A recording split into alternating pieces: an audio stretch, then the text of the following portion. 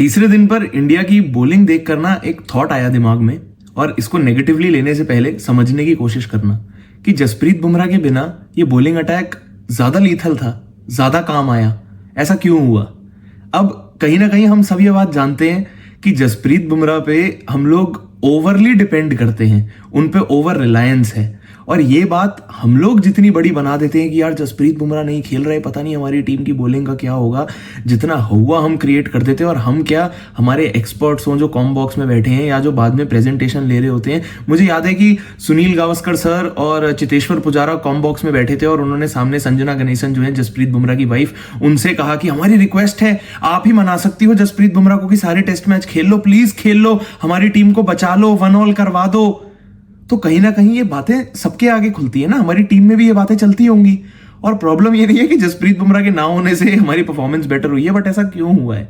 कहीं ना कहीं ये बातें हमारी टीम में बाकी बॉलर्स के मन में भी तो चलती होंगी ना, कि जब जसप्रीत बुमराह खेल रहे हैं तो शायद हम पे उतनी रिस्पॉन्सिबिलिटी नहीं है, शायद हम पे उतनी नजरें नहीं है।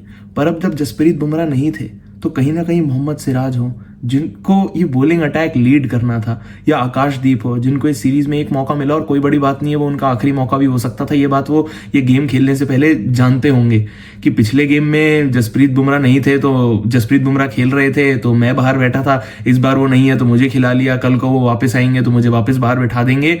ये बात वो जानते थे।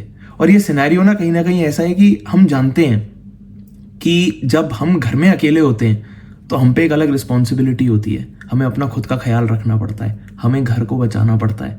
उसी तरीके से जैसे मोहम्मद सिराज को ये बात पता थी कि अभी जसप्रीत बुमराह ये मैच नहीं खेल रहे हैं, बॉलिंग अटैक मुझे संभालना है। आकाशदीप जानते थे मुझे एक मौका मिला है, मुझे उस मौके का पूरा फायदा उठाना है। और वो दिखाई दिया, जो एग्रेशन था, जिस तरीके से मोहम्मद सिराज ने शुरू में वो विकेटें ली, जो बैक टू बैक विकेट्स आकाशदीप ने भी ली, मोहम्मद सिराज ने भी ली, जो शुरू की 5 में से 4 विकेट इन दोनों ने शेयर करी थी, 5 ही वैसे तो इन्होंने ही ली थी, पर जो बैक टू बैक विकेट्स वाला वो जो एक कनंड्रम चला था, वो सब कुछ दिखा रहा था कि कितनी आग के साथ मोहम्मद सिराज भागते हुए आ रहे हैं, आकाशदीप भागते हुए आ रहे हैं।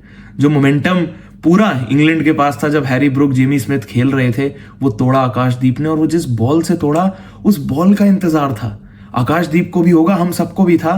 पर उस पॉइंट पे आकाशदीप वो निप करती हुई अंदर आती हुई बॉल वो डिलीवर कर सकते थे, ये उनकी स्किल थी। मोहम्मद सिराज ओवर के बाद ओवर, बॉल बाय बॉल वो भागते हुए उसी एग्रेशन के साथ, उसी एनर्जी के साथ जो बॉलिंग कर रहे थे, वो दिखाई दे रही थी, वो एनर्जी दिख रही थी, क्योंकि वो जानते थे कि सारी नजरें उन पे हैं। इस पूरी बॉलिंग अटैक का जो जिम्मेदारी है, जो रिस्पॉन्सिबिलिटी है, वो उनके अपने कंधों पे थी। और मोहम्मद सिराज को जब तुम रिस्पॉन्सिबिलिटी दोगे तो वो डिलीवर करके देंगे। सिर्फ टेस्ट क्रिकेट में नहीं, वाइट बॉल क्रिकेट में, ओडीआईज में, T20s में, जो मर्जी करा लो, जितना मर्जी खिला लो, मोहम्मद सिराज बैक डाउन नहीं करते हैं किसी भी फाइट से। सबसे कम इंजरीज उनको होती है तो सबसे ज्यादा उनको खिलाते भी हैं। मोहम्मद सिराज के वर्कलोड की कोई बात क्यों नहीं करता है? क्योंकि मोहम्मद सिराज कभी ये बात इंप्लाई ही नहीं करते हैं कि मैं अभी तो खेल कर आया था यार, मैं थोड़ा थका हुआ भी तो हूँ, अरे अभी तो IPL खेल कर आया हूँ, अब टेस्ट क्रिकेट की तैयारी भी तो करनी है, मैं कैसे करूंगा, मेरे को भी तो कुछ चीजें बदलनी है। वो नहीं बात करते इन सब बारों में, और कोई उनसे पूछता भी नहीं है, वो खुद अडेप्ट करते हैं। जो कोई भी गेम खिला लो, जैसा भी फॉर्मेट हो, एक स्पेल में, एक ओवर की हर बॉल में वो एनर्जी दिखाई देती है। क्योंकि मोहम्मद सिराज को ये बात मालूम है कि वो दुनिया के तो क्या, वो इंडिया के भी बेस्ट फास्ट बॉलर नहीं है। पर फैक्ट ये है कि इंडिया में तो क्या, पूरी दुनिया में मोहम्मद सिराज जितनी जो भूख है बेस्ट बनने की, सबके आगे अपने आप को साबित करने की, वो किसी और के अंदर नहीं है। वो कोई और ऐसा फास्ट बॉलर आपको नहीं मिल सकता जो रन भी खाता रहे और विकेट भी ना मिले, उसके बाद भी इतना जिगर रखे जाके एक बैटर से बकवास करने की, उनका मोमेंटम तोड़ने की। तो तब ये बात क्या मोहम्मद सिराज को नहीं पता होती कि मेरा मजाक बन जाएगा, मैं रन खाए जा रहा हूं, विकेट मेरे को मिल नहीं रही है? पर उस टाइम पे एक बॉलर ना टूट चुका होता है। आप आ रहे हो, बॉल डाल रहे हो, आपको बाउंड्री लग रही है, आप चुपचाप वहां खड़े हो, कप्तान की शक्ल देख रहे हो, आंखें भी कभी कभी नहीं मिलाते हो और चुपचाप वहां चले जाते हो, वापस अपने रनअप में आते हो, एक और बॉल डालते हो, बाउंड्री कंसीड करते हो। पर मोहम्मद सिराज तब भी वो हिम्मत रखते हैं जाके कुछ बोलने की, जाके अपने लिए स्टैंड लेने की, अपनी हिम्मत नहीं तोड़ते हैं, टूटने देते हैं।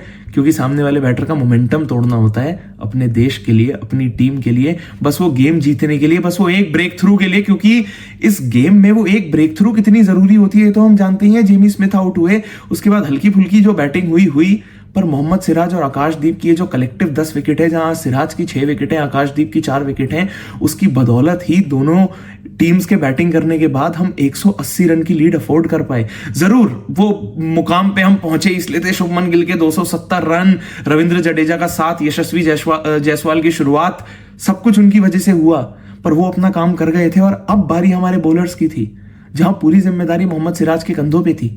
अभी भी अगर देखा जाए तो मोहम्मद सिराज, आकाशदीप ने 10 विकेट आपस में शेयर करी, पर ये दोनों बॉलर्स हैं और एक रविंद्र जडेजा हैं जिनकी 4.5 से कम की इकोनॉमी है। उसके अलावा प्रसिद्ध कृष्णा हो, वॉशिंगटन सुंदर हो, नीतीश कुमार रेड्डी हो, कोई इफेक्टिव नहीं लग रहा था। सबकी 4.5 से ज्यादा की इकोनॉमी है, 5 की भी है, 5.5 की भी है। और वो दिखाई देता है कि रन्स तुम कंसीड कर रहे हो पर ब्रेक थ्रू हम निकाल के दे रहे हैं। ऐसा भी नहीं है कि प्रेशर वो क्रिएट कर रहे हैं और उनको फल मिल रहा है। प्रेशर भी मोहम्मद सिराज, आकाशदीप क्रिएट कर रहे हैं, विकेट भी वही निकाल रहे हैं। तो कहीं ना कहीं ये सब कुछ हमारी बॉलिंग यूनिट और इस गेम में हमें फायदा दे गया। जिस टाइम पर हमें हैरी ब्रोक और जेमी स्मिथ के खेलते हुए लग रहा था कि यार ये मैच भी हाथ से निकल रहा है, यहां पर भी ये बॉलर्स अब विकेट नहीं निकाल पा रहे हैं, पर वो 5 विकेट पहले जो ली थी और उसके बाद जो आखिर की 5 विकेट ली, वहां वो पूरी मेहनत 2 खिलाड़ियों की थी, हमारे 2 फास्ट बॉलर्स की थी। और ये हुआ भी पॉसिबल इसलिए क्योंकि उन्हें पता था ये घर इनको बचाना है। मोहम्मद सिराज को ये बात पता थी कि यहां नजरें मेरे ऊपर हैं, मुझे ही संभालना है, मुझे ही करना है, कोई और बॉलर आके मेरे को किसी का साथ नहीं देना है, कोई और काम करे और मैं उसका राइट हैंड बन के उसको सपोर्ट दूं। यह सब कुछ मोहम्मद सिराज को ही करना था और उन्होंने करके दिखाया।